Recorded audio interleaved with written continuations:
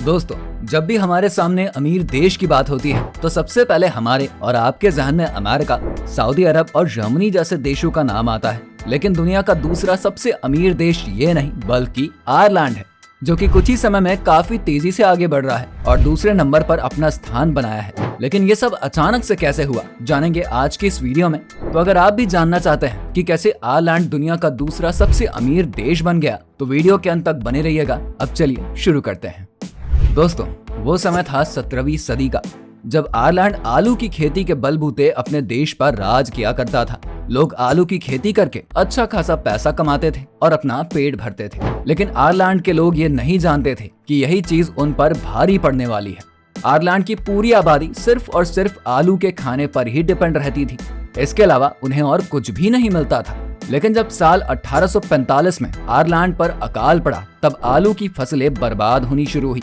तब आयरलैंड का दूसरा चैप्टर शुरू हुआ बर्बादी का, क्योंकि ये तो हम सभी जानते हैं कि आयरलैंड में सिर्फ आलू ही उगाए जाते थे और ये ही उन लोगों के खाने का जरिया था। लेकिन जब आलू के खेत की फसलें पूरी तरीके से बर्बाद हो गई थी, तब इन लोगों के पास खाने के लिए कुछ भी नहीं बचा और इसी की वजह से धीरे धीरे लोग मरते गए। दोस्तों, अब जरा आप सोचिए, अगर आपके पास खाने की एक ही चीज हो और वो भी आपसे छीन ली जाए, तो आप क्या करेंगे? भूखे मर जाएंगे ना। और यही हाल था आयरलैंड का। और जब आयरलैंड की ऐसी हालत हुई तो ब्रिटिश एम्पायर चुपचाप बैठा रहा। उन्होंने यहाँ रहने वाले लोगों की कोई भी मदद नहीं करी और सिर्फ 10 सालों में आयरलैंड की 30 लाख आबादी पूरी तरीके से खत्म हो गई।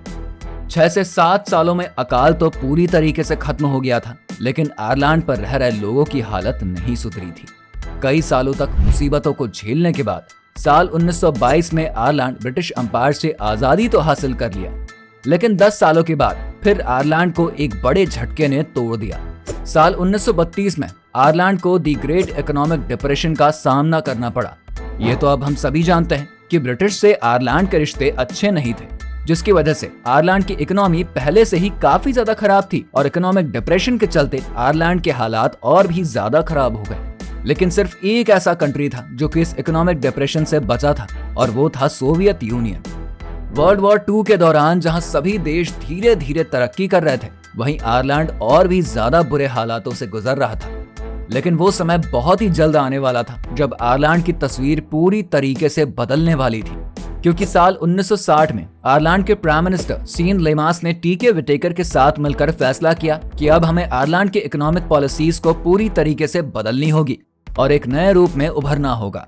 इन दोनों का फैसला था कि आयरलैंड में मौजूद नेशनलाइज करी गई कंपनीज को दोबारा से प्राइवेट करना, और ऐसा ही हुआ। और आयरलैंड में जितनी भी नेशनलाइज कंपनीज थी, सभी को प्राइवेट कर दिया गया। यहाँ तक कि फॉरेन इन्वेस्टमेंट को अपने देश में लाने के लिए सभी कंपनीज पर से टैक्स रिक्वायरमेंट को हटा भी दिया गया। इसके साथ ही आयरलैंड ने सभी बिजनेसमैन को पैसा इकट्ठा करके एक फ्री जोन बनाया, जिसका नाम शैनन फ्री जोन रखा। और इन्हीं फैसलों की वजह से सिर्फ 6 सालों में आयरलैंड की इकोनॉमी में काफी ज्यादा फर्क देखने को मिल गया।